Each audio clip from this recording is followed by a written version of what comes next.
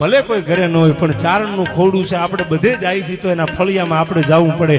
આમાં હાકળ આમ પોતે હાથેથી આમ હાકળ આંકી કરી દરવાજો ઉગાડી અને હાલતા થયા તા તો સામે ઓહરીમાં ગાર કરેલી, પ્લાસ્ટરની તો વાત ક્યાં રહી, ગાર કરેલી એમાં 80 વર્ષના ડોહીમાં માથે ઓઢણું ને ઓઢેલું ખીતીએ ટીંગાતું અને પોતે ઘંટુલો ફેરવતા ફેરવતા ફેરવતા ફેરવતા ચારણ જોગમાં બેઠા ને હોનબાઈમાં ને આવતા જોયા હો વિદ્વાન ચારણો.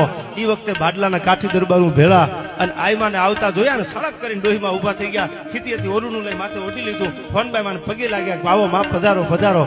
સાહેબ સોનબાઈમાં માટે પાણી ભરવા જ્યાં ડોહીમાં જાય તા તો આઈમાં ઘંટુલા ઉપર બેહી ગયા, ઘંટુલો મળ્યા ફેરવા હોનબાઈમાં હો. એક આંટો, બીજો આંટો, ત્રીજો આંટો, ચોથો આંટો જ્યાં ફેરવો હોનબાઈમાં તો બાવડું ચાલી લીધું. રેવા દો માં, તમારે ન ફેરવાનો હોય. જે કઈ આગતા સ્વાગતા કરી આઈમાં ત્યાંથી નીકળ્યા એટલે પિંગલસિંહભાઈ જેવા ડાયા ચારણો, ભગત બાપુ જેવા પૂછ્યું, માં તમે ઘંટુલો ફેરવતા અમારી નજર તમારા હાથ સામી હતી, તમે એક પણ મુઠ્ઠી દાણા એમાં ઓર્યા નથી, ખાલી ખાલી ઘંટુલો ફેરવો.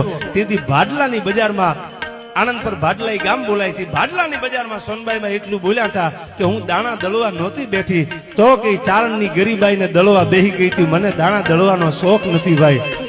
અને ઈ જ પરિવાર કરસંબા જાળપ્પા નામનો ચારણ આજ